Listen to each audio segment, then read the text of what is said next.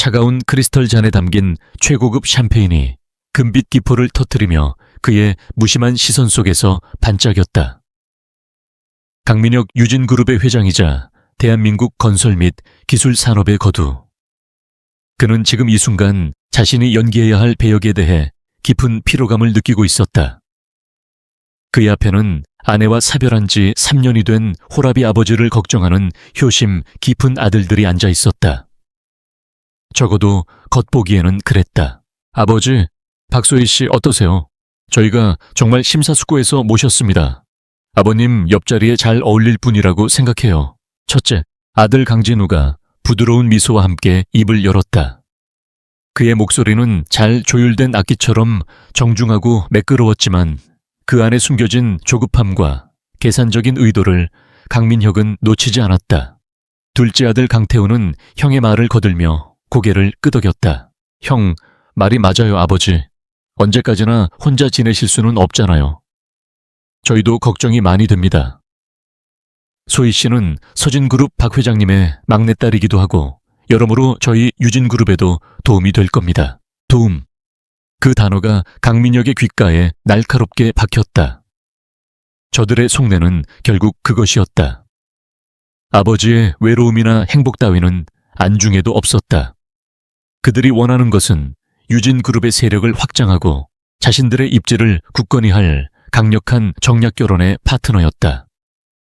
그리고 그 파트너는 자신들이 완벽하게 통제할 수 있는 사람이어야 했다. 그의 시선이 맞은편에 앉은 여자 박소희에게로 향했다. 그녀는 머리부터 발끝까지 명품으로 치장한 잘 다듬어진 인형 같았다. 아름다웠지만 그 아름다움은 어떤 감흥도 주지 못했다.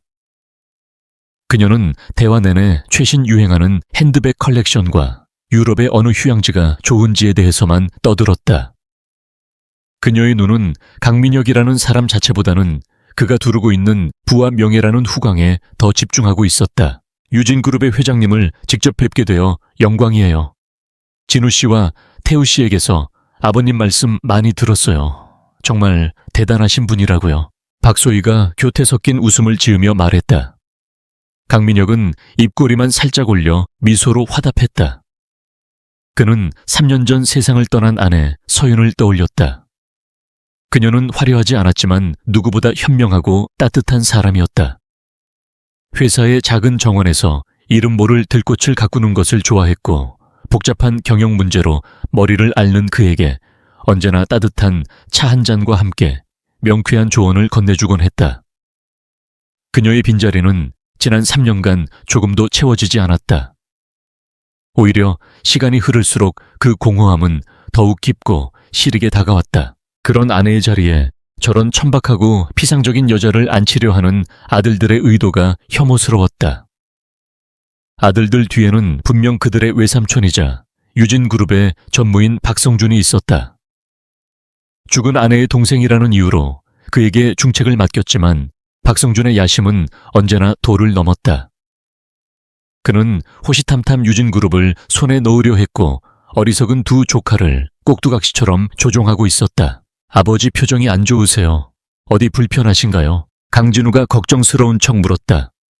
강민혁은 천천히 샴페인 잔을 내려놓았다. 더 이상 이 위선적인 연극에 어울려줄 기운이 없었다. 아니다. 잠시 바람 좀 쐬고 와야겠다. 너희는 소희 씨와 좋은 시간 보내도록 해라. 그는 짧게 말하고 자리에서 일어났다. 진우와 태우의 얼굴에 당황한 기색이 스쳤지만 감히 아버지를 막아설 수는 없었다. 강민혁은 레스토랑 지배인의 정중한 인사를 받으며 그 숨막히는 공간을 빠져나왔다. 화려한 강남의 밤거리가 눈앞에 펼쳐졌다. 현란한 넌사인과 값비싼 외제차들이 뿜어내는 소음이 오히려 그의 머릿속을 차분하게 만들었다. 그는 정처 없이 걸었다. 운전기사에게 연락할 생각도 하지 않았다.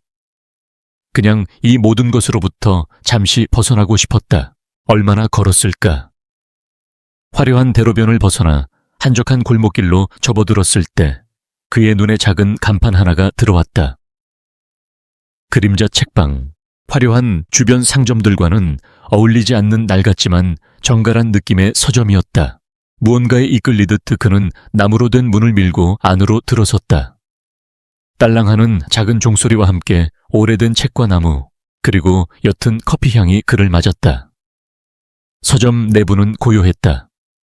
높은 천장까지 닿는 책장에는 책들이 빈틈없이 꽂혀 있었고 은은한 조명이 책 등의 제목들을 비추고 있었다. 시끄럽고 허영심 가득한 세상과는 완전히 분리된 다른 차원의 공간 같았다. 강민혁은 천천히 책장 사이를 걸었다. 경영서적이나 자기 개발서가 아닌 낡은 고전 문학과 역사책들이 눈에 띄었다. 그는 잠시 모든 것을 잊고 책의 세계에 빠져들었다. 한때 그는 책 읽는 것을 무엇보다 좋아했다. 하지만 회사를 이끌고 아내를 잃은 후 그에게 책은 사치스러운 취미가 되어버렸다. 그때 서점 안쪽에서 나지막한 언쟁 소리가 들려왔다. 그의 평화로운 사색이 깨졌다. 아니, 이게 말이 된다고 생각해요. 책을 사간 지 일주일도 안 됐는데 여기가 이렇게 찢어져 있잖아요. 환불해주세요. 중년 남자의 신경질적인 목소리였다. 강민혁은 소리가 나는 쪽으로 시선을 돌렸다. 카운터 앞에서 한 남자가 책을 흔들며 목소리를 높이고 있었다. 그리고 그의 앞에는 한 여자가 조용히 서 있었다. 이 책방의 주인인 듯다 됐다. 손님, 이 책은 저희가 판매할 때 분명히 확인했습니다. 이런 파손은 없었습니다. 그리고 이 부분은 무언가에 긁힌 자국처럼 보이는데요. 여자의 목소리는 차분하고 조용했지만 그 안에는 단단한 심지가 느껴졌다. 그녀는 화려한 미인도 아니었고 평범한 갈색 스웨터에 청바지를 입고 있었다. 하지만 그녀의 눈빛은 놀라울 정도로 맑고 깊었다. 뭐라고요? 지금 내가 일부러 책을 훼손했다는 겁니까? 당신 장사, 이런 식으로 하는 거 아니야.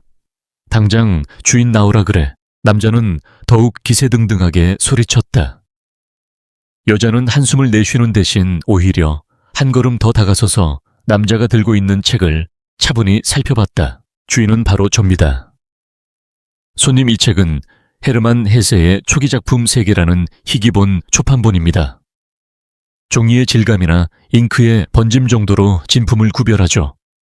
손님께서 구매하실 때 제가 직접 책의 상태를 함께 확인시켜 드렸고 책갈피 대신 영수증을 꽂아 드렸던 것을 기억합니다. 그녀는 카운터의 판매 기록을 확인하며 말을 이었다. 기록을 보니 일주일 전 수요일 오후 3시 15분에 구매하셨네요. 그리고 이 찢어진 부분은 매우 날카로운 칼이나 커터로 자른 듯한 단면입니다. 책이 자연스럽게 찢어졌을 때 나타나는 종이 섬유의 결이 보이지 않습니다. 혹시 책을 포장된 상태에서 칼로 뜯으신 건 아닌지요? 그녀의 논리, 정연하고 차분한 설명에 남자의 얼굴이 붉어졌다. 그녀는 남자를 비난하거나 공격하지 않았다. 그저 객관적인 사실만을 나열했을 뿐이었다. 하지만 그 사실들이야말로 가장 강력한 무기였다. 그게 어쨌든 난 여기서 산 책이 훼손됐으니 환불해달라는 거요. 남자는 억지를 부렸지만 그의 목소리는 처음과 달리 기세가 한풀 꺾여 있었다. 여자는 잠시 그를 바라보더니 뜻밖의 제안을 했다. 환불은 규정상 어렵습니다. 하지만 이 책은 이제 소장 가치가 많이 떨어졌으니 제가 개인적으로 소장하고 있는 같은 판본의 다른 책으로 교환해 드리겠습니다. 물론 상태는 이 책보다 훨씬 좋습니다. 대신 앞으로는 저희 책방의 책들을 조금 더 소중히 다뤄주셨으면 합니다. 그녀는 잠시 카운터 뒤 창고로 들어가더니 비닐에 소중하게 쌓인 똑같은 책을 들고 나왔다. 남자는 잠시 머뭇거리더니 자신이 들고 있던 훼손된 책을 내려놓고 새 책을 받아들었다. 그는 흠흠 헛기침을 몇 번 하더니 별말 없이 서둘러 책방을 빠져나갔다. 강민혁은 그 모든 과정을 숨죽여 지켜보고 있었다. 그는 수많은 협상과 위기 상황을 겪어온 기업의 총수였다. 그는 여자의 대응 방식에 깊은 감명을 받았다. 그녀는 감정에 휘둘리지 않았고 상대를 몰아붙여 적을 만드는 대신 명확한 논리와 예상치 못한 관용으로 상황을 완벽하게 지배했다. 상대의 체면을 지켜주면서도 자신의 원칙을 잃지 않았고 결국 자신이 원하는 결과를 얻어냈다. 그것은 비즈니스 세계의 가장 노련한 협상가들에게서나 볼 수 있는 기술이었다. 소란이 끝나고 서점에는 다시 고요함이 찾아왔다. 여자는 아무 일 없었다는 듯 훼손된 책을 조심스럽게 살피며 안타까운 표정을 지었다. 강민혁은 자기도 모르게 그녀에게 다가갔다. 대단한 대응이었습니다. 그의 목소리에 여자가 고개를 들었다. 그녀의 깊은 눈동자가 처음으로 그를 정면으로 마주했다. 그녀는 잠시 놀란 듯 했지만 이내 옅은 미소를 지었다. 별 말씀을요. 그저 소중한 책이 상한 게 안타까울 뿐입니다. 손해를 보신 것 아닙니까? 굳이 새 책으로 교환해 줄 필요까지는 없었을 텐데요. 강민혁이 물었다. 여자는 찢어진 책의 페이지를 부드럽게 쓰다듬으며 대답했다. 저분은 아마 다시는 저희 책방에 오지 않겠죠. 하지만 저분으로 인해 책방의 평판이 나빠지는 것은 더 큰 손해입니다. 그리고 무엇보다 저 책이 저렇게 상처 입은 채로 어딘가에 버려지는 것을 원치 않았습니다. 차라리 제가 보살펴주는 편이 낫죠. 그녀의 말에는 책에 대한 그리고 자신이 하는 일에 대한 깊은 애정과 자부심이 담겨 있었다. 강민혁은 순간 말문이 막혔다. 돈과 권력 배신과 암투가 난무하는 세계에서 살아온 그에게 그녀의 존재는 신선한 충격이었다. 그녀는 그가 잃어버리고 살았던 어떤 순수한 가치를 지키며 살아가고 있는 사람처럼 보였다. 책을 한 권 추천해 주시겠습니까? 강민혁이 불쑥 말했다. 여자는 잠시 그를 위아래로 훑어보았다. 그의 값비싼 맞춤 정장과 시계, 그리고 몸에 밴 권위적인 분위기를 놓치지 않았지만 그녀의 시선에는 어떤 편견도 담겨 있지 않았다. 그녀는 그의 지친 눈빛과 깊은 고독을 읽어낸 듯 했다. 그녀는 잠시 고민하더니 책장으로 걸어가 책 한 권을 꺼내 그에게 건넸다. 마르쿠스 아우렐리우스의 명상록이었다. 화려한 성공 뒤에 오는 공허함과 수많은 관계 속에서 느끼는 고독을 다스리고 싶을 때 읽으면 좋은 책입니다. 그녀는 마치 그의 마음을 꿰뚫어 보고 있는 것 같았다. 강민혁은 말없이 책을 받아들었다. 이 책으로 하겠습니다. 이름이 어떻게 되시죠? 한서연입니다. 강민혁입니다. 그는 카드를 내밀며 자신의 이름을 밝혔다. 한서연은 강민혁이라는 이름과 유진그룹이라는 카드에 새겨진 로고를 보았지만 그녀의 표정에는 어떤 동요도 없었다. 그녀는 그저 다른 손님을 대하듯 묵묵히 책을 포장하고 카드를 돌려주었다. 안녕히 가십시오. 그녀의 차분한 인사를 뒤로하고 강민혁은 책방을 나섰다. 딸랑하는 종소리가 그의 등 뒤에서 울렸다. 차가운 밤 공기가 다시 그를 감쌌지만 조금 전과는 달리 더 이상 외롭거나 공허하지 않았다. 그의 손에는 낡은 책 한 권이 들려 있었고 그의 머릿속은 한서연이라는 이름과 그녀의 깊은 눈빛으로 가득 차 있었다. 그 순간 강민혁의 머릿속에 번개처럼 한 가지 생각이 스쳐 지나갔다. 아들들과 박성준 전무가 파놓은 함정 그들을 둘러싼 위선과 탐욕의 거미줄. 그 거미줄을 끊어내고 자신과 회사를 지킬 수 있는 누구도 예상하지 못한 단 하나의 방법. 그것은 위험한 도박이었지만 왠지 모를 확신이 들었다. 그는 방금 만난 저 여자 한서연이라면 가능할지도 모른다고 생각했다. 그녀의 차분함 속에 숨겨진 강인함, 논리적인 사고, 그리고 무엇보다 그녀가 가진 진실함. 그것이야말로 지금 자신에게 가장 필요한 무기였다. 그의 입가에 희미한 미소가 떠올랐다. 아들들이 그토록 원하던 재혼. 어쩌면 그들의 소원대로 해줘야 할지도 모르겠다. 물론 그들이 전혀 예상하지 못한 방식으로 다음날 아침 유진그룹 본사 50층에 위치한 회장실은 도심의 소음이 완벽하게 차단된 고요한 성체였다. 강민혁은 거대한 통유리창 너머로 장난감처럼 보이는 서울의 풍경을 내려다보고 있었다. 그의 손에는 어젯밤 한서연에게서 산 명상록이 들려 있었다. 책의 낡고 부드러운 감촉이 그의 차가운 손에 낯선 온기를 전했다. 그는 인터폰을 눌러 비서실장을 호출했다. 곧이어 반듯한 용모의 김비서가 소리 없이 들어와 그의 앞에 섰다. 김비서는 강민혁이 회사를 물려받기 전부터 그의 부친을 모셨던 강민혁이 유일하게 속내를 터놓고 신뢰하는 인물이었다. 회장님 부르셨습니까? 김비서 사람을 한 명 알아봐줬으면 하네. 아주 조용하고 철저하게 강민혁은 책상 위 메모지에 한서연이라는 이름과 그림자 책방이라는 상호명을 적어 건넸다. 이 사람에 대한 모든 것을 알아봐. 가족관계 학력, 경력 재산 상태, 교우 관계까지. 하지만 절대 상대가 눈치채서는 안 되네. 어떤 흔적도 남기지 마. 김비서는 메모지를 받아들고 잠시 의아한 표정을 지었지만 이내 평소에 무표정한 얼굴로 돌아왔다.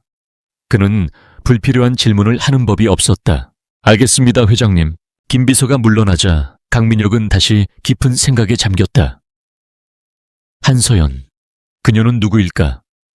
어젯밤 그녀가 보여준 모습은 결코 평범한 책방 주인의 것이 아니었다. 위기 상황에서의 침착함, 날카로운 논리, 그리고 상대의 허를 찌르는 대담함까지. 마치 잘 훈련된 특수요원이나 수많은 위기를 헤쳐나온 베테랑 전략가 같았다. 그의 이런 생각은 오후 늦게 김비서가 가져온 보고서를 받아보고 더욱 깊어졌다. 보고서는 놀라울 정도로 얇았다. 이게 전부인가? 네, 회장님. 이상할 정도로 깨끗합니다. 보고서에 따르면 한서연은 32세 4년제 대학에서 문헌정보학을 전공했으며 졸업 후 몇몇 출판사에서 잠시 일하다 5년 전 그림자 책방을 인수했다. 부모님은 어릴 적 사고로 돌아가셨고 다른 가족이나 친척은 없었다. 신용카드 사용 내역은 평범했고 대출이나 채무 관계도 전무했다. SNS 활동도 전혀 하지 않았고 가까이 지내는 친구 몇 명을 제외하면 교우 관계도 단조로웠다. 강민혁의 미간이 좁혀졌다. 이 정보화 시대에 한 인간의 삶이 이렇게까지 단순할 수 있을까? 이것은 두 가지 가능성을 시사했다. 그녀가 정말로 세상과 담을 쌓고 사는 순수한 사람이거나 아니면 자신의 과거를 완벽하게 지워버린 고도로 훈련된 전문가이거나. 강민혁은 후제 자신의 모든 것을 걸기로 했다. 그녀의 눈빛, 그녀의 말투, 그녀의 행동 하나하나가 평범함을 거부하고 있었다. 바로 그때 그의 전화가 울렸다. 발신인은 처남인 박성준 전무였다. 강민혁은 잠시 망설이다 전화를 받았다. 형, 어제는 어쩐 일이십니까? 소희 아가씨가 많이 실망한 것 같던데요. 박성준의 목소리는 걱정하는 척했지만 그 안에는 날카로운 질책의 가시가 숨어 있었다. 몸이 좋지 않았네. 그러셨군요. 하지만 중요한 자리였는데 미리 말씀이라도 해주시지 그러셨습니까? 다음 주 이사회에 상정할 해외 신도시 개발 프로젝트 건 순조롭게 진행하려면 서진그룹의 도움이 필요합니다. 매형의 재혼은 단순히 개인적인 문제가 아니라 우리 유진그룹 전체의 미래가 걸린 일입니다. 박성준은 교묘하게 그의 재혼을 회사의 이익과 결부시켰다. 그 해외 신도시 개발 프로젝트라는 것이 박성준과 아들들이 회사의 자금을 빼돌리기 위해 만든 허울 좋은 명분이라는 것을 강민혁은 이미 짐작하고 있었다. 더 이상 시간이 없었다. 저들의 탐욕이 회사의 근간을 좀먹기 전에 무언가 조치를 취해야 했다. 알겠네. 그 문제는 내가 알아서 하지. 강민혁은 짧게 대답하고 전화를 끊었다. 그는 자리에서 일어나 창가에 섰다. 이제 결정을 내릴 시간이었다. 이것은 그의 인생에서 가장 큰 도박이 될 것이었다. 하지만 그는 기꺼이 그 위험을 감수하기로 했다. 다시 그림자 책방을 찾았을 때 서점은 여전히 고요했다. 한서연은 카운터에 앉아 조용히 책을 읽고 있었다.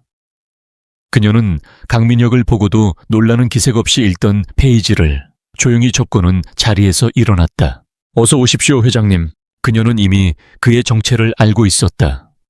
하지만 그녀의 태도는 어제와 조금도 달라지지 않았다. 어제 추천해준 책 아주 인상 깊었어. 다행이네요. 사실 오늘 온 건 책을 사러 온 게 아니오. 한서연 씨에게 아주 무례하고 어쩌면 비현실적인 제안을 하나 하려고 왔어. 강민혁은 서론 없이 바로 본론으로 들어갔다. 한서연은 말없이 그를 바라보았다. 그녀의 눈빛은 그에게 계속 말해보라는 무언의 신호를 보내고 있었다. 나와 결혼해 주시오. 순간 서점 안의 공기가 멈춘 듯 했다.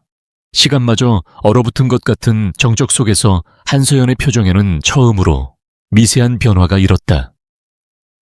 놀라움이라기보다는 흥미롭다는 듯한 호기심에 가까웠다. 농담이시라면 재미없군요. 농담이 아니오. 물론 진짜 결혼을 하자는 게 아니오.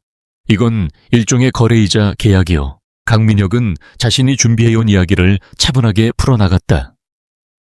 그는 자신의 두 아들과 처남이 자신을 압박하고 있다는 사실, 그들이 회사의 경영권을 위협하고 있다는 암시, 그리고 이 상황을 타개하기 위해 누구도 예상치 못한 외부의 인물이 필요하다는 것을 솔직하게 털어놓았다. 물론 그들의 비리나 음모에 대해서는 구체적으로 언급하지 않았다. 그들은 내가 자신들이 선택한 여자와 재혼하기를 바라오. 그래야 나를 통제하고 회사를 손에 넣기 쉬워질 테니 나는 그들의 허를 찔러야만 하오.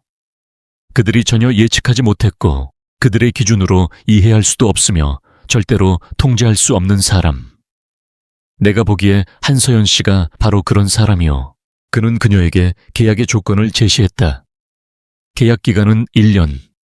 그 기간 동안 법적인 부부로서 그의 곁을 지켜줄 것. 그 대가로 그는 그녀가 평생 돈 걱정 없이 살 수 있는 거액의 돈과 그녀가 원하는 것이라면 무엇이든 지원해주겠다고 약속했다. 1년 뒤에는 아무런 조건 없이 깨끗하게 이혼 서류에 도장을 찍어줄 것이라고도 덧붙였다. 한서연은 그의 말이 끝날 때까지 아무 말 없이 듣고만 있었다. 그녀의 깊이를 알 수 없는 눈동자가 그의 얼굴을 샅샅이 훑었다. 마치 그의 진심과 의도를 저울질하는 것 같았다.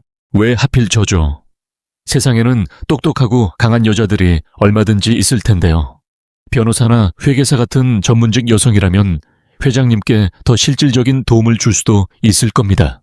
그녀의 질문은 핵심을 찌르고 있었다. 그런 사람들은 이미 저들의 예상 범위 안에 있어. 그들은 그런 전문가들을 돈이나 권력으로 회유하거나 약점을 잡아 공격할 방법을 알고 있지. 하지만 한서연 씨는 아니오. 당신은 그들의 세계 밖에 있는 사람이라. 그들의 방식으로는 당신을 이해할 수도 공격할 수도 없어. 그리고 어젯밤 나는 당신에게서 그 어떤 전문가보다 더 강한 무기를 보았어.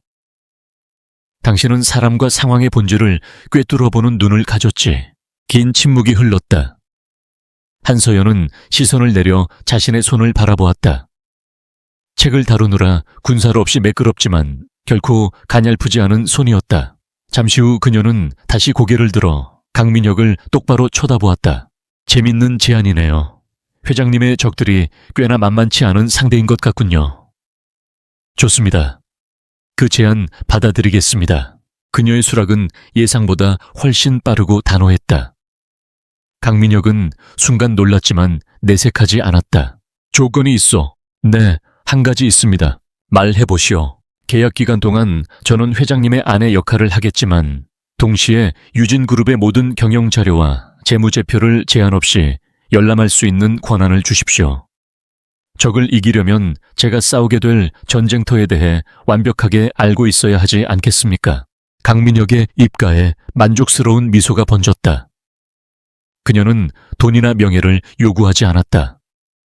대신 이 싸움의 가장 핵심적인 무기인 정보에 대한 접근 권한을 요구했다. 그의 선택이 틀리지 않았음을 증명하는 순간이었다. 좋소. 그렇게 하지. 그렇게 대한민국 재계 역사상 가장 기이하고 은밀한 계약이 낡은 책 냄새가 가득한 작은 서점에서 이루어졌다. 며칠 후 강민혁은 자신의 저택으로 아들 강진우와 강태우 그리고 처남 박성준을 불렀다. 그들은 무슨 일인지 궁금해 하면서도 내심 지난번의 무례를 사과하고 자신들의 뜻을 받아들일 것이라는 기대를 품고 거실 소파에 앉았다. 강민혁은 평소와 다름없는 무표정한 얼굴로 그들을 마주보고 앉았다. 너희들이 그토록 내 재혼을 서두르더구나. 그의 말에 진우와 태우의 얼굴에 화색이 돌았다.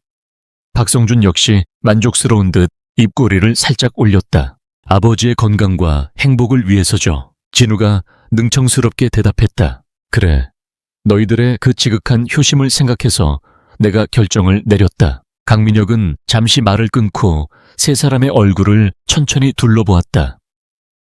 기대감으로 상기된 그들의 표정을 확인한 그는 아주 차분하고 명확한 목소리로 폭탄을 터뜨렸다. 나 재혼하기로 했다. 정말이세요? 아버지 잘 생각하셨습니다. 태우가 참지 못하고 기쁜 듯 외쳤다. 박성준은 점잖게 헛기침을 하며 말했다. 매형, 현명한 결정입니다. 그럼 서진그룹 쪽에는 제가 다시 연락해서 그럴 필요 없다. 강민혁이 그의 말을 잘랐다. 세 사람의 얼굴에 의아한 표정이 떠올랐다. 결혼할 상대는 이미 내가 정했으니까. 네, 그게 무슨 말씀이세요? 아버지, 저희랑 상의도 없이. 진우가 당황해서 말을 더듬었다. 그 순간 거실 문이 조용히 열리고 한 여자가 안으로 들어섰다. 평범한 베이지색 원피스를 입은 화장기 없는 얼굴의 한서연이었다. 그녀는 조금도 주눅들지 않고 세 남자의 경악에 찬 시선을 받으며 강민혁의 옆으로 다가와 섰다. 진우와 태우 그리고 박성준의 얼굴이 그대로 굳어버렸다. 저 여자, 강남의 작은 책방 주인. 자신들의 계획과는 아무런 상관도 없는 어디서 굴러 들어왔는지 모를 정체불명의 여자. 강민혁은 자리에서 일어나 한서연의 어깨를 부드럽게 감싸 안으며 선언했다. 소개하지. 이쪽은 내 아내가 될 사람 한서연 씨다. 그의 선언은 마치 천둥소리처럼 거실 전체를 울렸다. 진우는 믿을 수 없다는 듯 입을 벌렸고 태우의 얼굴은 분노로 시뻘게 달아올랐다. 하지만 가장 무서운 표정을 짓고 있는 것은 박성준이었다. 그의 얼굴에서 부드러운 미소는 온데간데 없이 사라지고 자신의 완벽한 계획을 망쳐버린 불청객과 그 배우의 강민혁을 향한 차갑고 살기등등한 분노만이 이글거리고 있었다. 그들의 세계에, 그들의 통제된 연극 무대에 누구도 예상하지 못했던 새로운 배우가 등장한 순간이었다. 그리고 그 순간 길고 치열한 전쟁의 서막이 올랐다. 강민혁의 폭탄 선언이 남긴 파장은 거대하고 차가웠다. 한서연이라는 이름은 그날 이후 강 회장의 저택을 지배하는 유령이 되었다. 그녀가 낡은 책가방 하나만을 들고 그 집의 문턱을 넘었을 때 그녀를 맞이한 것은 환영의 인사가 아닌 잘 벼려진 칼날처럼 서늘하고 적대적인 공기였다. 저택은 거대하고 화려했지만 사람이 사는 온기라고는 찾아볼 수 없는 박물관 같았다. 대리석 바닥은 거울처럼 반짝였고 높은 천장에는 거대한 샹들리에가 죽은 별처럼 매달려 있었다. 집안의 모든 가구와 장식품은 최고급이었지만 그 어느 것 하나에도 주인의 손길이나 애정이 느껴지지 않았다. 이곳은 집이 아니라 강민혁이라는 남자가 스스로를 유배시킨 차가운 요새였다. 한서연을 맞이한 것은 이 집의 살림을 총괄하는 오집사였다. 그녀는 강민혁의 죽은 아내 서윤이 시집올 때부터 함께했던 인물로 이 집안에 보이지 않는 실세였다. 그녀는 한서연을 위아래로 훑어보는 노골적인 시선으로 평가를 마친 뒤 입을 열었다. 그녀의 목소리는 정중했지만 얼음장처럼 차가웠다. 회장님께 말씀은 들었습니다. 앞으로 새 안주인으로 모시게 될 한서연 씨라고. 사의 안주인이라는 단어에 담긴 가시 돋친 뉘앙스를 한서연은 놓치지 않았다. 오 집사는 그녀를 본관 가장 구석에 있는 작은 방으로 안내했다. 햇빛도 잘 들지 않고 이 거대한 저택의 규모와는 어울리지 않는 초라한 방이었다. 안주인께서 쓰시던 방은 아직 정리되지 않아서 당분간 여기서 지내셔야겠습니다. 필요한 것이 있으시면 저를 통해 말씀하십시오. 오 집사는 굳이 돌아가신 안주인을 언급하며 한서연의 존재를 인정하지 않겠다는 뜻을 분명히 했다. 한서연은 아무 말 없이 고개만 끄덕였다. 그녀는 이 집안의 모든 사람들이 자신을 어떻게 생각하는지, 그리고 앞으로 어떤 일이 벌어질지 이미 예상하고 있었다. 이것은 그녀가 치러야 할 전쟁의 일부였다. 저녁 식사 시간은 그 자체로 소리 없는 전쟁터였다. 거대한 식탁의 상석에는 강민혁이 앉았고 그의 맞은편에 한서연이 자리했다. 그리고 양옆으로는 분노와 경멸을 감추지 못하는 강진우와 강태우가 앉아 있었다. 아버지, 정말 이 여자와 결혼하실 겁니까? 어디서 뭘 하던 사람인지 알지도 못하는데요. 성질이 급한 둘째 강태우가 먼저 포문을 열었다. 그는 한서연을 이 여자라고 부르며 노골적으로 무시했다. 강민혁의 얼굴이 차갑게 굳었다. 태우야, 내 새어머니가 될 뿐이다. 말을 가려서 해라. 사해어머니라니요. 제 어머니는 한 분뿐입니다. 아버지 제정신이세요. 저런 여자 때문에 돌아가신 어머니를 모욕하지 마세요. 강태우, 강민혁의 불호령이 식당을 울렸지만 태우는 아랑곳하지 않고 자리에서 일어나 씩씩거리며 식당을 나가버렸다. 형인 강진우는 태우보다 훨씬 교활했다. 그는 동생을 말리는 척하면서도 한서연에게는 더욱 모욕적인 방식으로 공격을 가했다. 아버지 태우가 아직 어려서 그렇습니다. 용서하십시오. 그는 부드러운 목소리로 사과한 뒤 한서연을 향해 미소를 지었다. 하지만 그 눈빛은 뱀처럼 차가웠다. 한서연 씨라고 하셨죠. 실례지만 저희 아버지를 어디서 어떻게 만나셨는지 여쭤봐도 될까요?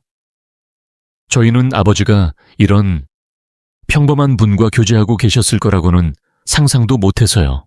평범한 분이라는 단어에 힘을 실어 말하는 그의 의도는 명백했다.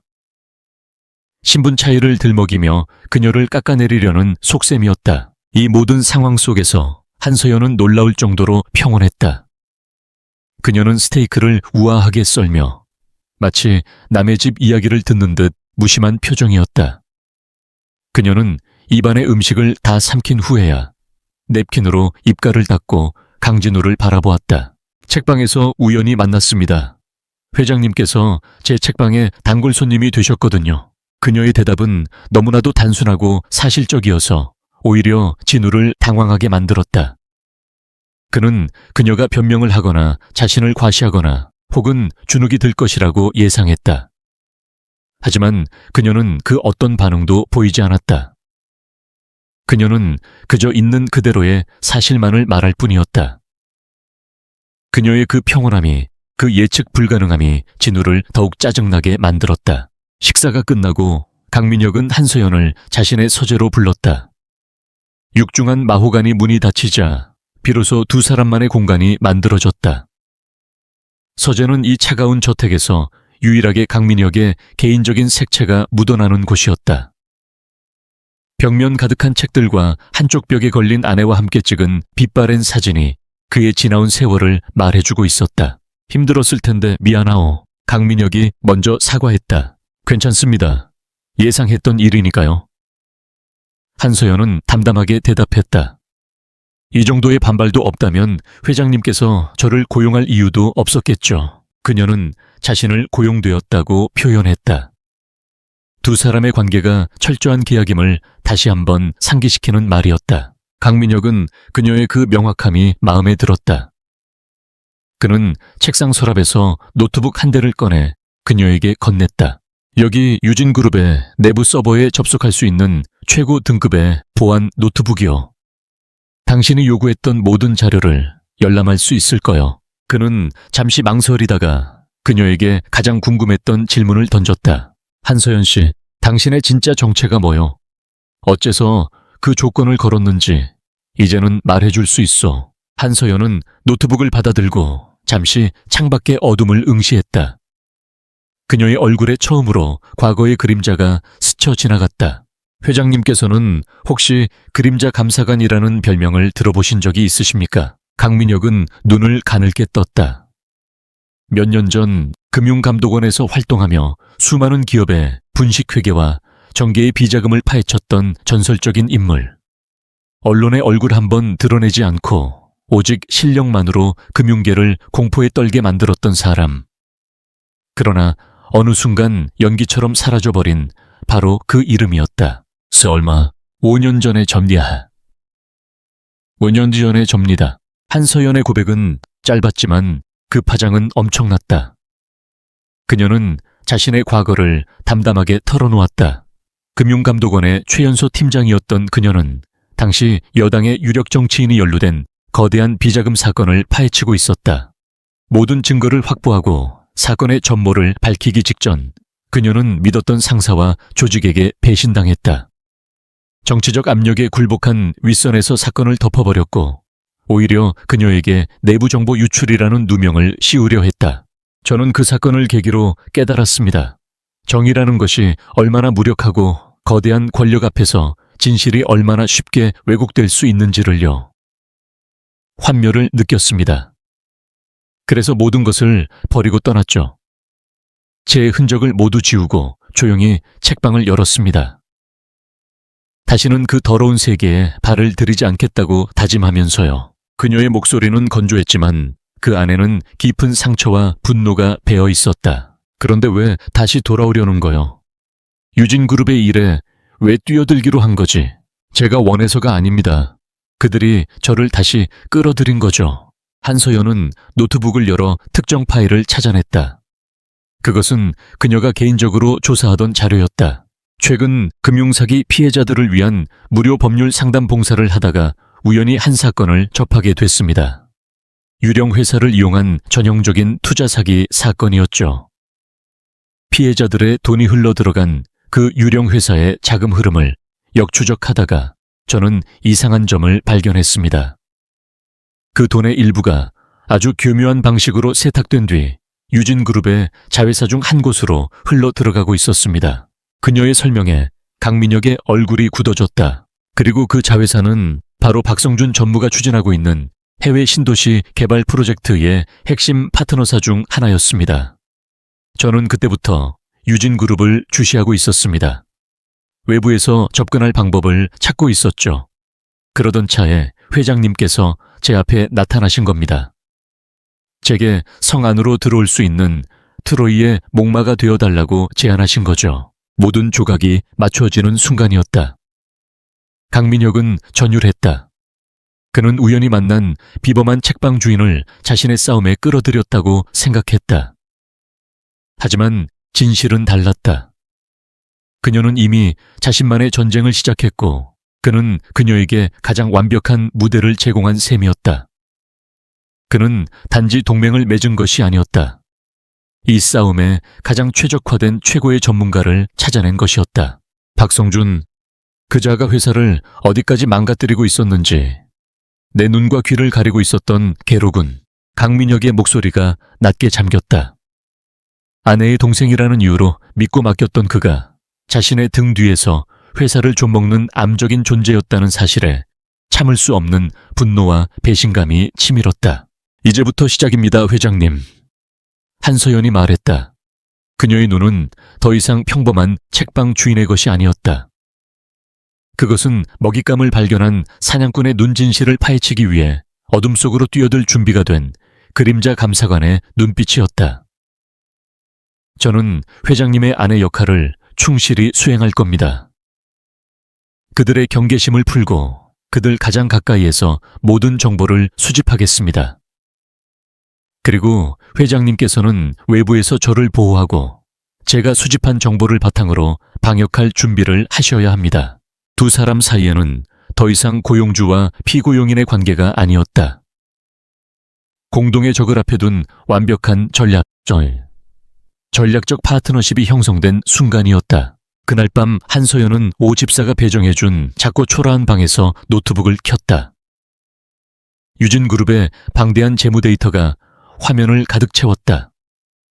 복잡하게 얽힌 숫자와 그래프 속에서 그녀의 눈은 평범한 사람들은 볼 수 없는 자금의 흐름, 숨겨진 거래, 그리고 부풀려진 장부를 정확하게 읽어내기 시작했다. 이 차가운 저택의 사람들은 그녀를 무시하고 경멸했다. 그들은 그녀를 돈에 팔려온 배경 없는 초라한 여자라고 생각했다.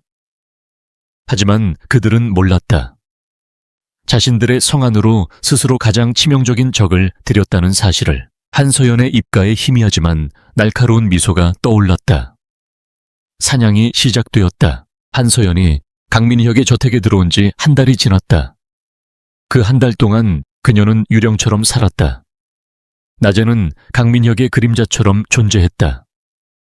그를 따라 참석한 사교 모임에서 사람들은 그녀를 운 좋게 회장님의 눈에 든 어린 여자 정도로 취급하며 노골적인 호기심과 은근한 경멸을 보냈다.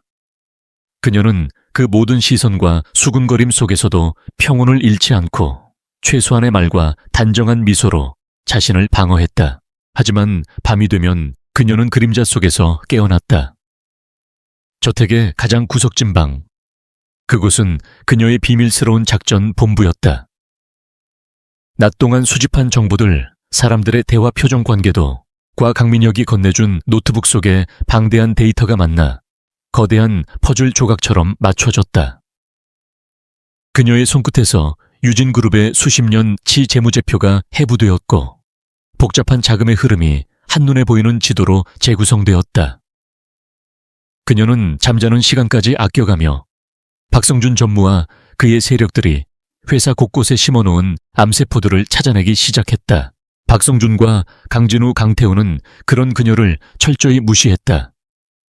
그들에게 한서연은 그저 아버지의 변덕으로 들어온 자신들의 계획에 아무런 영향도 미치지 못할 장식품에 불과했다.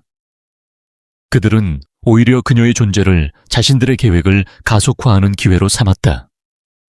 강민혁 회장이 여자에게 정신이 팔려 판단력이 흐려졌다고 이사들을 설득하기에 더없이 좋은 명분이었기 때문이다. 그리고 마침내 결전의 날이 다가왔다. 박성준이 수년간 공들여 준비한 뉴 호라이즌 시티 프로젝트가 정식으로 이사회에 상정되는 날이었다. 유진그룹의 이사회 회의실은 긴장감으로 가득 차 있었다. 거대한 원목 테이블을 둘러싸고 대한민국의 산업계를 움직이는 거물들이 앉아 있었다. 강민혁은 회장석에 앉아 있었고 그의 양옆으로는 박성준 전무와 그의 파벌에 속한 이사들이 포진해 있었다. 강진우와 강태우도 전략기획실 팀장 자격으로 배석해 있었다. 그들의 얼굴에는 승리를 예감하는 오만함이 가득했다. 그럼 박성준 전무께서 뉴 호라이즌 시티 프로젝트에 대한 브리핑을 시작하겠습니다. 강민혁의 나지막한 말이 회의의 시작을 알렸다. 박성준은 자신감 넘치는 걸음으로 앞으로 나섰다. 그의 뒤편 대형 스크린에는 동남아시아의 한 개발도상국에 건설될 미래형 신도시의 화려한 조감도가 떠올랐다. 존경하는 회장님, 그리고 이사님 여러분. 지금 보시는 뉴 호라이즌 시티 프로젝트는 단순히 건물을 짓는 사업이 아닙니다. 이것은 유진그룹이 글로벌 디벨로퍼로 도약하는 새로운 지평을 여는 100년 대계를 위한 위대한 첫걸음입니다. 그의 프레젠테이션은 화려하고 거침이 없었다. 그는 현지 정부와의 긴밀한 협력, 폭발적인 예상 수익률, 그리고 프로젝트가 가져올 유진그룹의 위상 변화에 대해 열변을 토했다. 그의 편에 선 이사들은 고개를 끄덕이며 감탄사를 연발했다. 분위기는 완전히 박성준의 페이스로 넘어가고 있었다. 그는 마지막으로 회심의 한마디를 던졌다. 이 프로젝트의 성공적인 수행을 위해 저희는 현지 사정에 밝고 뛰어난 개발 능력을 갖춘 베리타스 디벨롭먼트 사와 독점 파트너십을 체결했습니다. 초기 투자금은 5억 달러. 유진그룹의 미래를 위해 반드시 필요한 과감한 투자라고 확신합니다. 발표가 끝나자 회의실은 박수 소리로 가득 찼다. 박성준은 만족스러운 미소와 함께 자리로 돌아와 강민혁을 바라보았다. 그의 눈빛은 마치 이제 당신의 시대는 끝났소. 순순히 옥자를 내놓으시오라고 말하는 듯했다. 강민혁은 잠시 눈을 감고 침묵을 지켰다. 모두가 그의 입을 주목했다. 그가 마침내 입을 열었을 때 그 내용은 모두의 예상을 완전히 벗어나는 것이었다. 훌륭한 발표였네, 박 전무. 하지만 이처럼 중요한 프로젝트는 조금 더 신중하고 다각적인 검토가 필요하겠지. 그는 비서를 향해 고갯짓을 했다. 내 개인 고문을 잠시 이 자리에 부르도록 하게. 개인 고문. 회의실이 술렁이기 시작했다. 강민혁에게 개인 고문이 있었다는 사실은 아무도 몰랐다.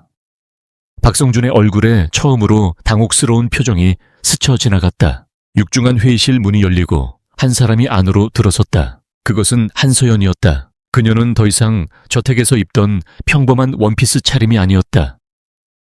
몸에 딱 맞는 날카로운 검은색, 비즈니스 슈트, 단정하게 묶어 올린 머리, 그리고 어떤 감정도 드러내지 않는 지적인 얼굴. 그녀의 등장에 회의실은 찬물을 끼얹은 듯 조용해졌다. 강진우와 강태우는 자리에서 벌떡 일어날 뻔했고 박성준은 자신의 눈을 의심했다. 아, 아버지, 지금 여기서 뭐 하시는 겁니까? 저 여자가 왜 여기에... 조용히 해라. 강민혁이 아들들의 소란을 단칼에 제지했다. 그는 이사들을 향해 말했다. 소개하지. 이쪽은 내 개인 재무 및 법률 고문인 한서연 씨요. 지난 한 달간 이 프로젝트를 면밀히 검토해왔소. 내 의견을 말하기 전에 한 고문의 분석을 먼저 들어보는 것이 좋겠군. 박성준이 벌떡 일어났다. 매형, 아니 회장님, 이건 말도 안 됩니다. 저 여자는 이사회의 정식 멤버도 아닐 뿐더러 경영에 대해 뭘 안다고 감히 이 신성한 자리에 내 고문의 자격에 대해 의심하는 건가? 박전무, 강민혁의 목소리는 강철처럼 차가웠다. 앉게, 그리고 듣게. 이것은 명령일세. 박성준은 분노로 얼굴이 하얗게 질렸지만 어쩔 수 없이 자리에 앉았다. 그는 어디 한번 해봐라. 네가 뭘 할 수 있겠느냐라는 경멸의 눈빛으로 한서연을 쏘아보았다. 한서연은 회의실 중앙으로 걸어 나왔다. 그녀는 수십 명의 거물들이 쏘아보는 날카로운 시선에도 전혀 위축되지 않았다. 그녀의 손에는 얇은 태블릿 PC 하나만 들려 있었다. 안녕하십니까, 한서연입니다.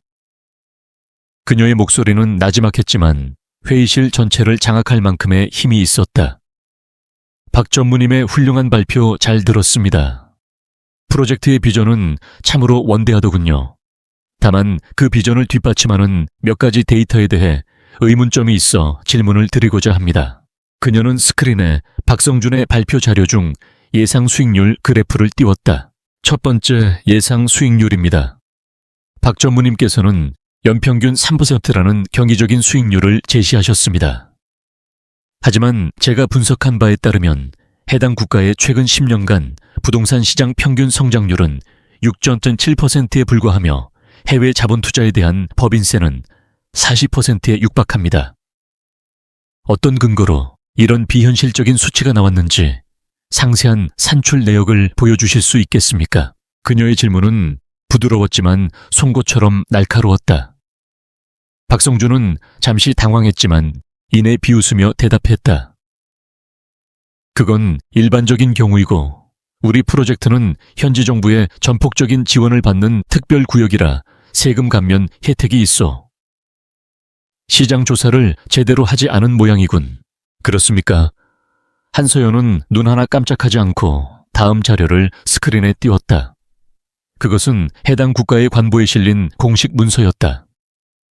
제가 확인한 바로는 해당 특별구역의 세금 감면 혜택은 현지 기업과의 합작 법인에만 해당되며 그 지분율이 51% 이상일 때만 적용되는 조건부 조항입니다. 우리가 파트너십을 맺은 베리타스 디벨롭먼트 사는 어느 나라 소속입니까? 박성준의 얼굴이 미세하게 굳었다. 현지 법인으로 등록되어 있어. 그렇군요. 한서연은 태블릿을 조작해 등기부등본 하나를 화면에 띄웠다. 제가 버진 아일랜드의 기업 등기소에서 확인한 자료입니다. 베리타스 디벨롭먼트 사는 현지 법인이 아니라 대표적인 조세 회피처인 버진 아일랜드에 등록된 페이퍼 컴퍼니입니다. 자본금은 단돈 1.0달러. 이사 명단에는 차명으로 의심되는 인물들 뿐이고요. 박 전무님 5억 달러짜리 프로젝트의 파트너가 자본금 1,000달러짜리 유령 회사라는 사실을 이사님들께서는 알고 계셨습니까? 순간 회의실의 공기가 얼어붙었다. 이사들의 표정이 심각하게 변하기 시작했다. 박성준을 지지하던 이사들조차 불안한 눈빛으로 그를 쳐다보았다. 박성준의 이마에서는 식은땀이 흐르기 시작했다. 그건 현지에서의 원활한 자금 운용을 위한 관례적인 조치일 뿐이오. 회사의 실체는 분명하오. 알겠습니다. 한서연은 그의 변명을 더 이상 파고들지 않았다. 대신 그녀는 더 치명적인 칼을 꺼내 들었다. 그녀는 프로젝트 예산안을 화면에 띄웠다. 수백 개의 항목들 중에서 그녀가 한 항목을 붉은색으로 확대했다. 현지 인프라 기여 및 컨설팅 비용. 총 예산의 20%에 해당하는 1억 달러가 책정되어 있군요. 그런데 이 돈이 구체적으로 어떤 단체에 어떤 명목으로 지급되는지에 대한 상세 내역이 전혀 없습니다. 박 전무님, 1억 달러라는 천문학적인 돈이 어디로 흘러 들어가는지 이 자리에서 투명하게 밝혀주실 수 있겠습니까? 그것은 결정타였다. 그 1억 달러는 바로 박성준과 그의 공범들이 빼돌리기로 계획한 비자금의 핵심이었다. 그는 이 질문에 절대로 대답할 수 없었다. 그것은 프로젝트의 보안과 관련된 민감한 사항이라 여기서 밝힐 수는 없어. 현지 유력자들과의 관계를 위한 일종의 영업비용이라고 해둡시다. 그의 대답은 궁색하기 짝이 없었다. 회의실은 이제 완전한 침묵에 휩싸였다. 이사들은 더 이상 박성준을 신뢰의 눈으로 보지 않았다. 그들은 눈앞에서 벌어지는 이 상황을 믿을 수 없다는 듯 한서연과 박성준을 번갈아 쳐다볼 뿐이었다.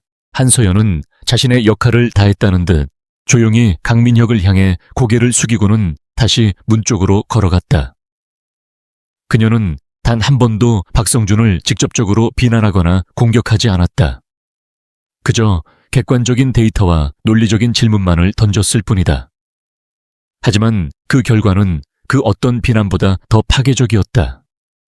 박성준이 수년간 쌓아올린 신뢰와 계획의 성이 그녀가 던진 몇 개의 질문에 의해 와르르 무너져 내린 것이다. 회의실을 나가기 전 한서연은 잠시 걸음을 멈추고 얼어붙어 있는 박성준을 돌아보았다. 그녀의 눈빛은 차갑고 고요했다. 그 눈빛은 이렇게 말하고 있었다. 이것은 시작일 뿐이야. 박성준은 온몸에 소름이 돋는 것을 느꼈다. 그는 그제야 깨달았다. 저 여자는 그저 운 좋은 책방 주인이 아니었다. 그는 자신이 상대해야 할 적의 무서움을, 그리고 자신이 얼마나 치명적인 실수를 저질렀는지를 뼈저리게 깨달았다. 두려움이 그의 온몸을 덮쳐왔다. 이사회 회의실의 참패는 박성준에게 단순한 계획의 차질이 아니었다. 그것은 그의 자존심과 야망에 가해진 치욕적인 칼질이었다. 그날 이후 그의 사무실은 맹수가 갇힌 우리처럼 살벌한 기운으로 가득 찼다. 그는 값비싼 크리스털 잿더리를 벽에 던져 박살내며 조카들을 향해 으르렁거렸다. 명청한 놈들. 겨우 책방 주인 하나에게 이 거대한 계획이 송두리째 흔들려. 너희들은 도대체 눈을 어디에 두고 다녔던 거냐? 강진우와 강태우는 고개를 숙인 채 아무 말도 하지 못했다. 그들 역시 충격과 분노에서 헤어나오지 못하고 있었다. 특히 오만했던 강진우의 충격은 더 컸다. 한서연의 그 차갑고 모든 것을 꿰뚫어 보는 듯한 눈빛은 그의 악몽이 되었다. 오해삼촌, 이제 어떻게 해야 합니까? 이사들은 전부 등을 돌렸습니다. 뉴 호라이즌 시티 프로젝트는 사실상 무산됐어요. 강진우가 간신히 입을 열었다. 박성준은 부서진 잿더리 조각을 구두발로 짓밟으며 광기 어린 미소를 지었다. 정상적인 방법으로는 끝났다. 그렇다면 비정상적인 방법을 쓰는 수밖에. 그의 눈이 번뜩였다.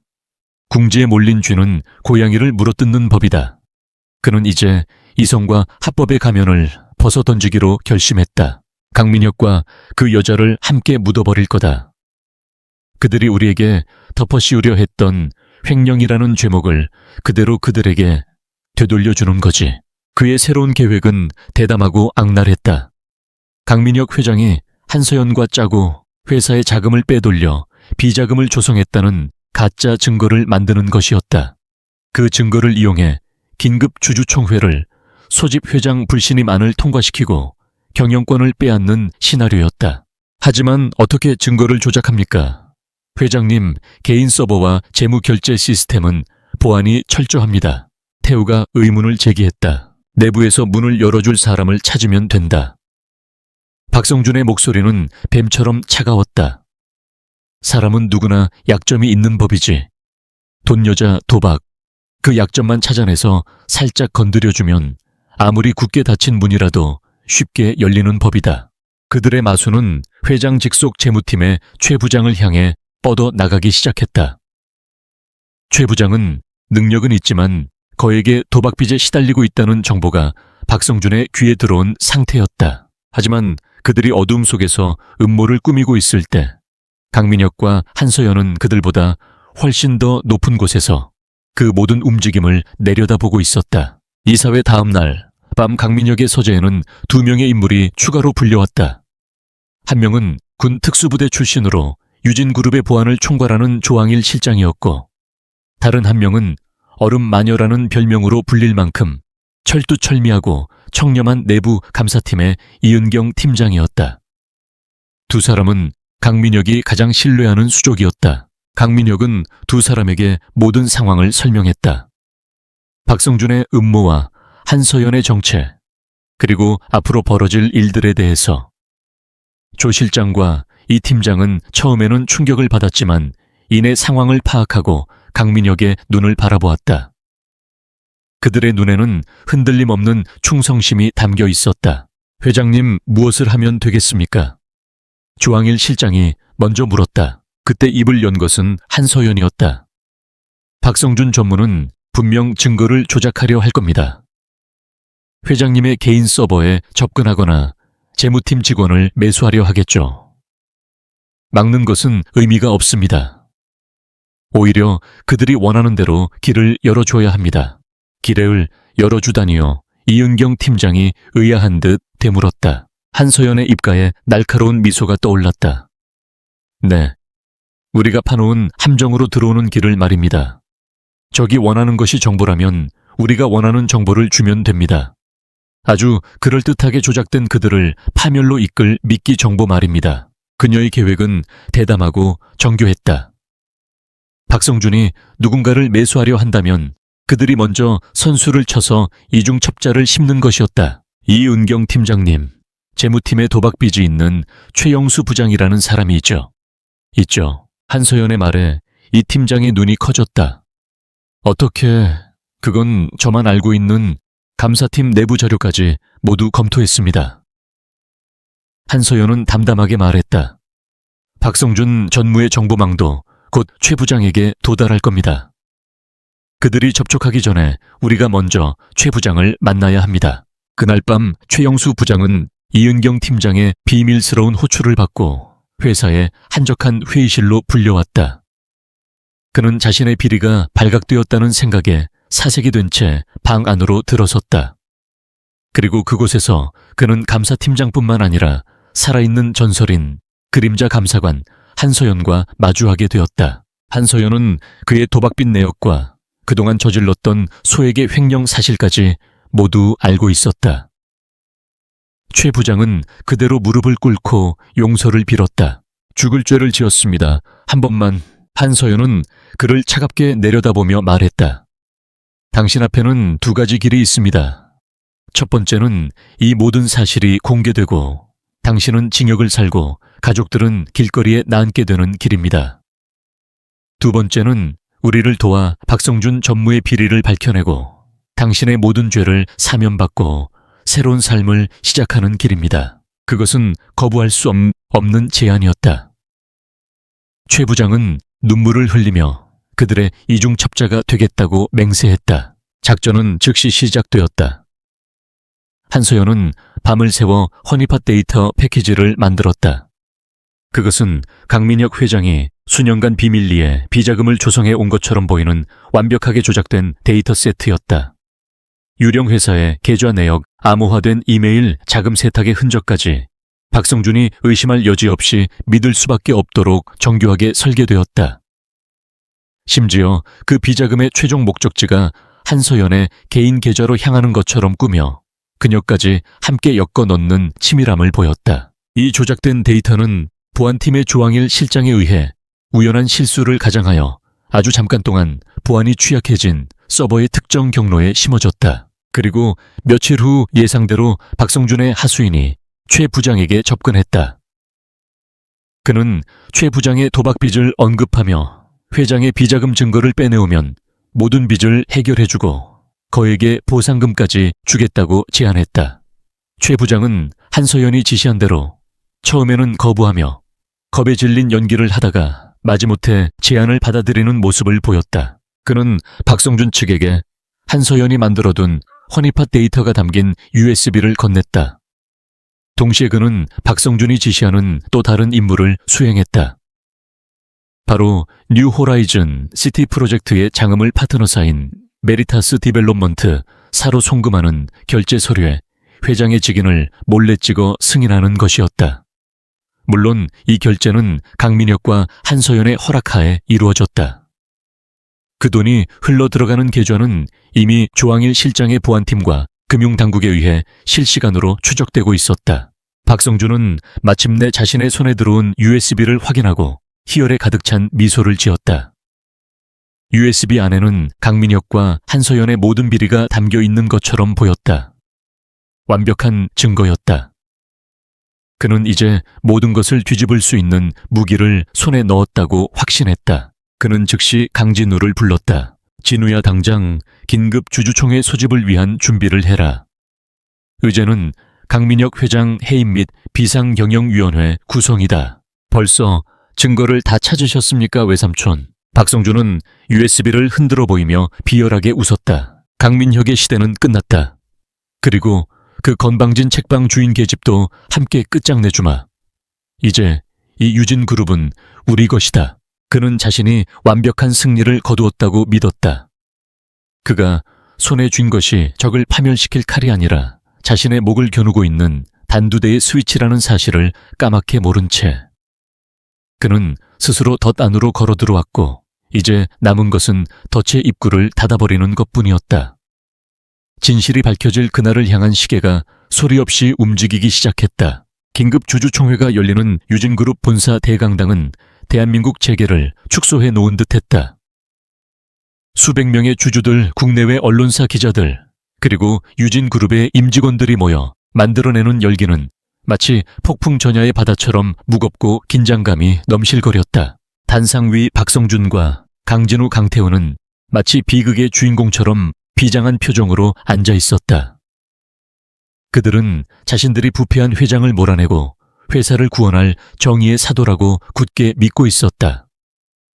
그들의 눈에는 탐욕과 함께 독선적인 사명감마저 서려 있었다. 잠시 후 강당의 뒷문이 열리고 강민혁과 한서연의 모습을 드러냈다. 모든 시선이 그들에게로 쏠렸다. 강민혁은 평소와 다름없는 무표정이었지만 그 얼굴에는 깊은 피로와 슬픔이 어려 있었다. 그의 곁에 선 한서연은 그 어떤 동요도 없이 마치 무대에 오르는 배우처럼 고요하고 침착했다. 두 사람은 자신들을 향해 쏟아지는 의심과 저기의 눈초리를 묵묵히 받으며 가장 앞자리에 마련된 자리에 앉았다. 그들의 모습은 마치 사형을 선고받기 위해 법정에 들어선 죄인처럼 외롭고 고립되어 보였다.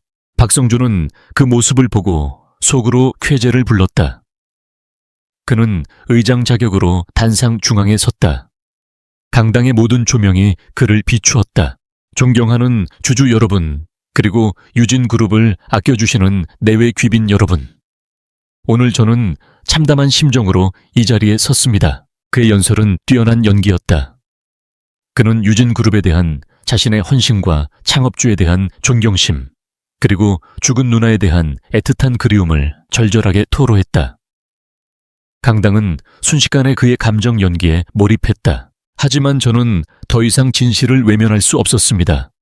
우리가 그토록 믿고 따랐던 강민혁 회장님께서 한 여자에게 현혹되어 회사의 근간을 뒤흔드는 엄청난 비리를 저질러 오셨다는 사실을 발견했기 때문입니다. 그의 말이 끝나자마 도스트 강당은 벌집을 쑤신 듯 시끄러워졌다.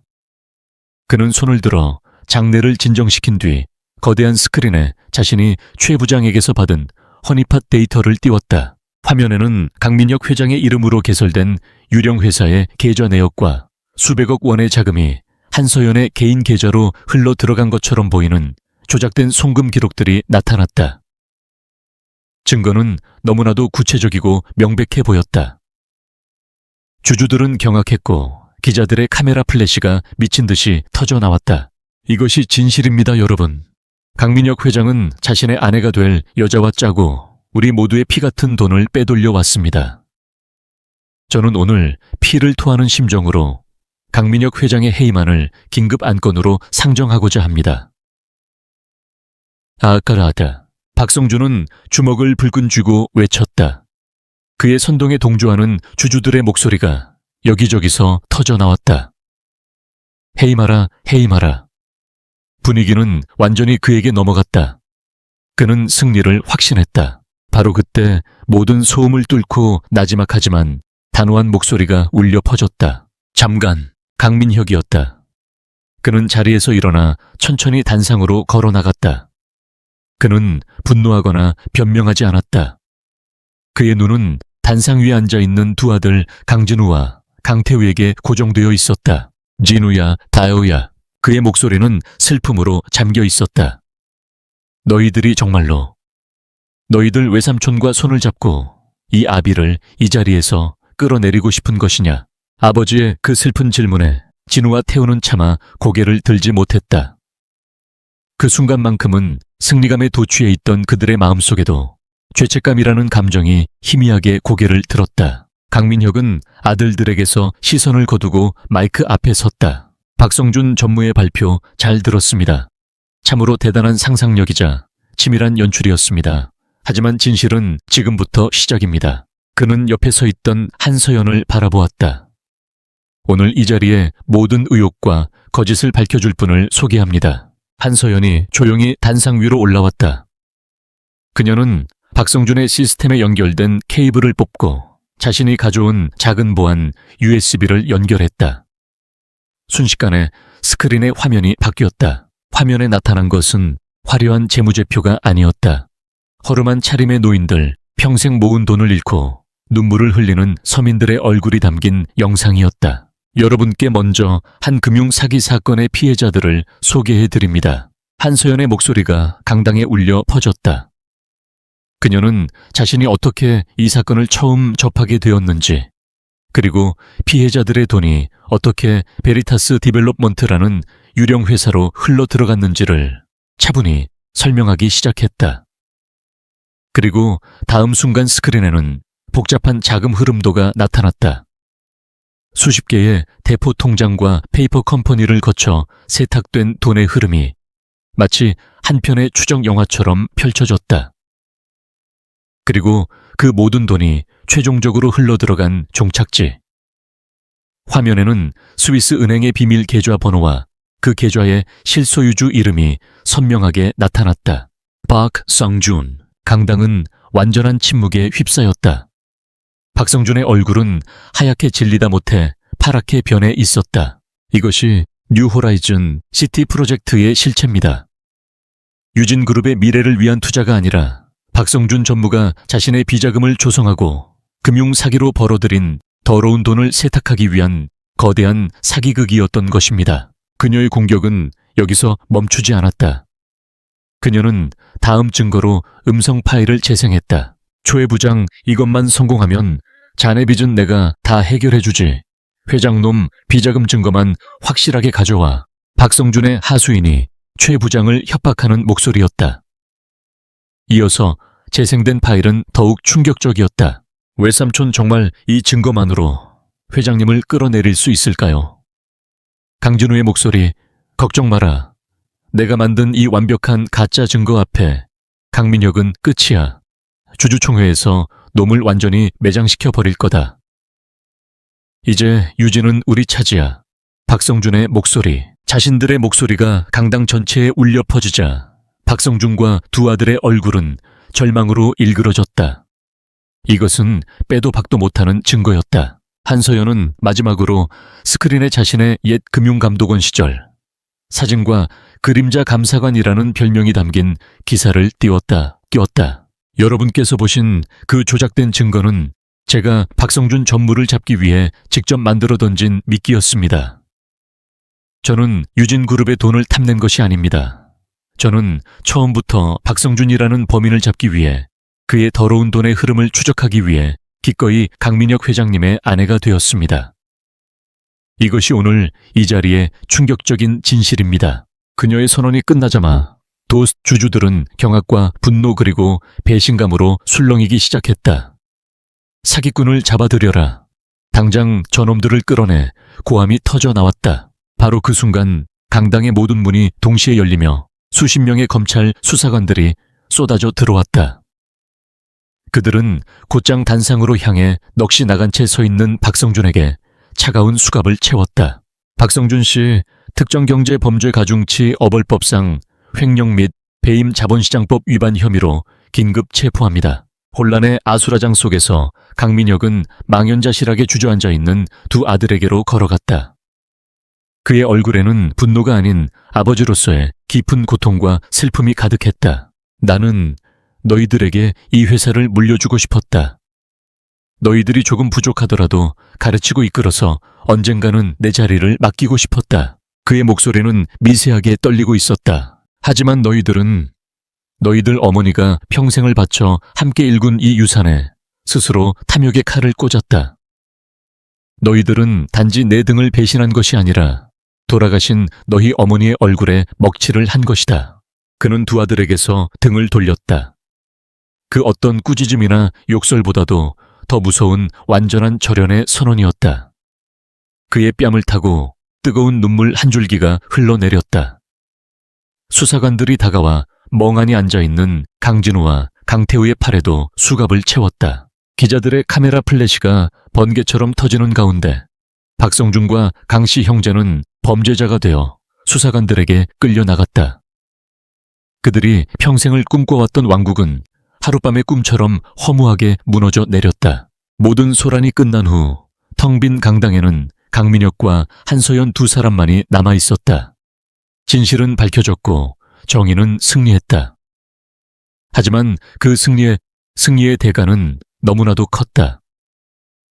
강민혁은 무너져 내릴 듯한 몸을 간신히 가누며 자신을 묵묵히 지지해주는 한서연의 어깨에 기댔다.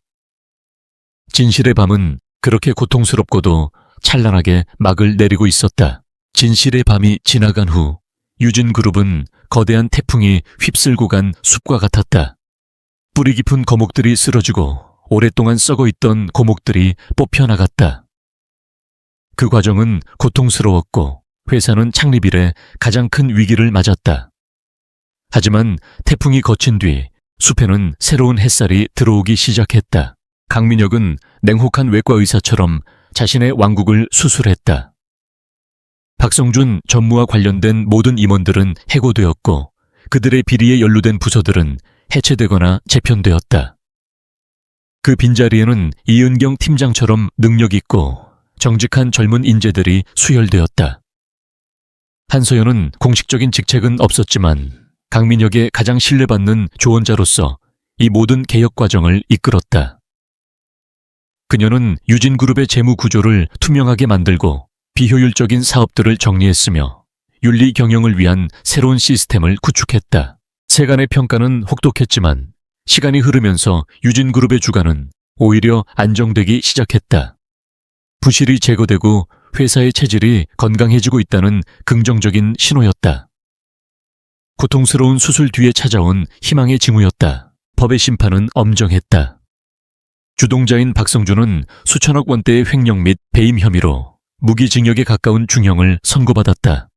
강진우와 강태우 역시 범죄에 적극적으로 가담한 혐의가 인정되어 아버지인 강민혁이 어떠한 선처도 탄원하지 않은 끝에 각각 징역 7년과 5년을 선고받고 법정 구속되었다.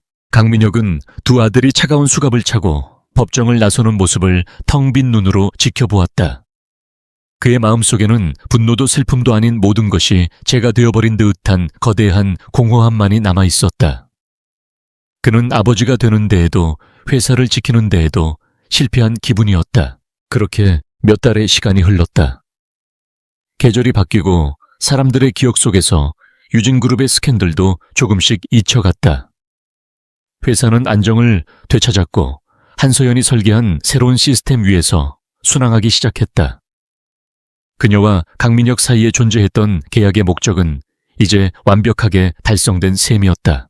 어느 가을, 날 저녁 한서연은 강민혁의 서재를 찾았다. 처음 이곳에서 비밀스러운 계약을 맺었던 그날처럼 두 사람만이 방 안에 마주 앉았다. 하지만 공기는 그때와 사뭇 달랐다. 어색한 긴장감 대신 수많은 위기를 함께 헤쳐온 동지애와 그 이상의 미묘한 감정이 흐르고 있었다. 회장님, 이제 모든 것이 제자리를 찾은 것 같습니다. 한소연이 먼저 침묵을 깼다. 그녀는 가방에서 서류 봉투 하나를 꺼내 책상 위에 올려놓았다. 봉투 안에는 이혼 합의서가 들어있었다. 우리의 계약은 이제 끝났습니다. 이 서류에 도장만 찍으시면 저는 원래 제가 있던 곳으로 돌아가겠습니다. 그동안 감사했습니다. 그녀의 목소리는 언제나처럼 담담했다. 하지만 그 담담함 뒤에 숨겨진 작은 떨림을 강민혁은 느낄 수 있었다. 강민혁은 서류를 내려다보았다. 그의 인생을 구하고 회사를 구해준 이 기이한 계약의 종착역이었다. 그는 이 서류에 도장을 찍고 그녀를 보내주어야 했다. 그것이 약속이었다. 하지만 그는 펜을 들 수가 없었다. 지난 몇 달간 그녀는 그의 삶에 너무나도 깊숙이 들어와 있었다. 그녀는 단순한 조력자가 아니었다. 무너져 내리는 그를 지탱해준 버팀목이었고 모든 것을 포기하고 싶을 때마다 그의 곁을 지켜준 유일한 사람이었다. 그녀의 지혜와 통찰력은 회사를 살렸고 그녀의 조용한 위로는 그의 부서진 마음을 달래주었다. 그는 어느새 이 춥고 텅 빈 저택에 그녀가 있는 것이 당연해졌다. 그녀가 없는 이 집 그녀가 없는 자신의 삶을 상상할 수 없게 되어버렸다. 그들이 함께했던 것은 가짜 결혼 생활이었다. 하지만 그 안에서 나눈 신뢰와 존중, 그리고 서로를 향한 연민과 이해는 그 어떤 진짜 부부보다도 더 진실했다. 돌아가면 뭘 할 거요? 강민혁이 쫓겨 물었다. 작은 책방을 다시 열 생각입니다. 그리고 제가 가진 능력으로 저처럼 억울한 금융사기 피해자들을 돕는 작은 재단을 하나 만들고 싶어요. 그녀는 이미 자신의 미래를 그리고 있었다. 그 미래 속에 그의 자리는 없어 보였다. 강민혁의 가슴 한 구석이 시리게 아파왔다. 그는 자리에서 일어났다. 그리고 이혼 서류가 아닌 그녀의 손을 잡았다. 한서연은 놀라 그의 손을 빼려 했지만 그가 잡은 손은 생각보다 단단했다. 나와 같이 갈 곳이 있어. 강민혁은 그녀를 데리고 저택을 나섰다. 차는 서울 시내가 한눈에 내려다 보이는 한적한 언덕을 향해 달렸다. 그곳에는 아름다운 공원 묘지가 조성되어 있었다.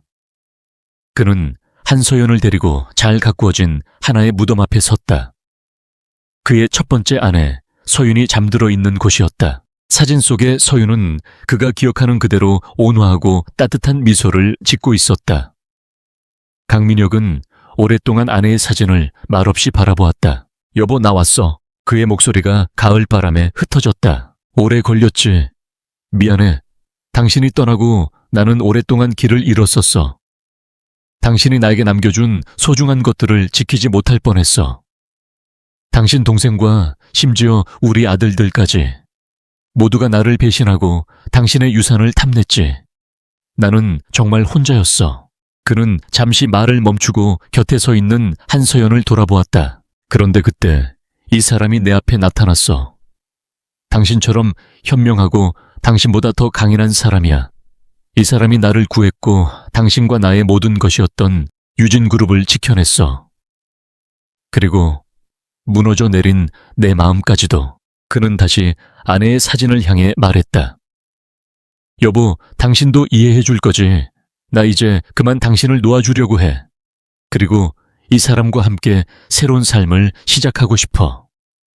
당신이 내게 주었던 행복만큼 나도 이 사람에게 좋은 남편이 되어주고 싶어.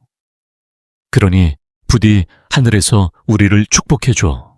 그는 아내에게 마지막 인사를 건넨 뒤 한서연을 향해 몸을 돌렸다. 그리고 그녀의 두 손을 마주 잡았다. 그의 눈에는 한 남자의 진심 어린 눈물과 새로운 시작을 향한 간절함이 담겨 있었다. 한서연 씨, 우리의 계약은 오늘로 끝났어. 당신은 당신의 삶으로 돌아갈 자유가 있어. 그는 잠시 숨을 골랐다. 하지만 부디 돌아가지 말아 주시오. 내 곁에 머물러 주시오. 더 이상 계약상의 파트너나 위장된 아내로서가 아니라 내 인생의 진짜 동반자로서 나의 진짜 아내가 되어주시오. 그것은 세상에서 가장 특별한 청혼이었다. 화려한 보석도 달콤한 말도 없었다. 오직 한 남자의 상처 입은 영혼이 건네는 가장 진실하고 절박한 고백이었다. 한서연의 눈에서 그녀 스스로도 깨닫지 못하는 사이 눈물이 흘러내렸다. 그녀는 언제나 강하고 이성적이었다. 세상의 부조리에 맞서 싸웠고 감정에 휘둘리는 것을 경계하며 살아왔다. 하지만 이 외롭고 강직한 남자 앞에서 그녀의 모든 방어막이 무너져 내렸다. 그와 함께 싸우면서 그녀 역시 그에게서 위로를 받았다. 자신을 온전히 이해해주고 자신의 능력을 믿어주는 파트너를 만난 기쁨을 느꼈다. 그녀는 책과 정의만이 전부였던 자신의 삭막한 세상에 강민혁이라는 사람이란 온기가 스며들었음을 깨달았다.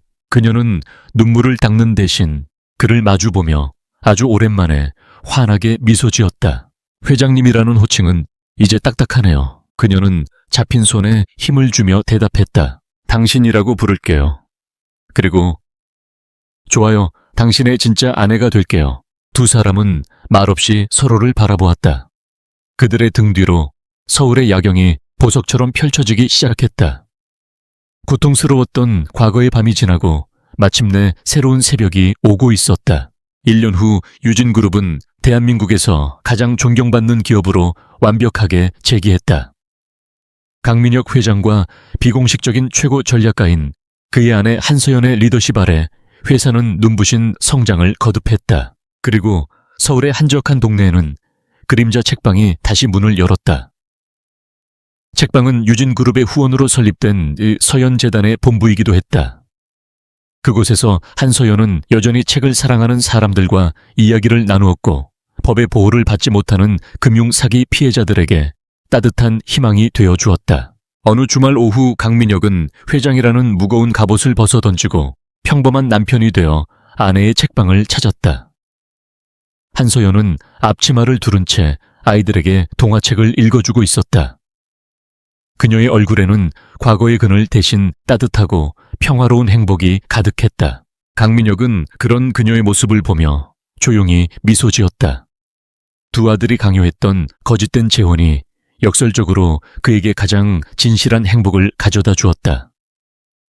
그들은 가장 기이한 방식으로 만났지만 세상 그 누구보다 서로를 이해하고 신뢰하는 최고의 파트너가 되었다. 진실은 때로 충격적이고 고통스럽지만 그 진실 위에서만이 진정한 행복이 피어날 수 있음을 그들은 자신들의 삶으로 증명해내고 있었다.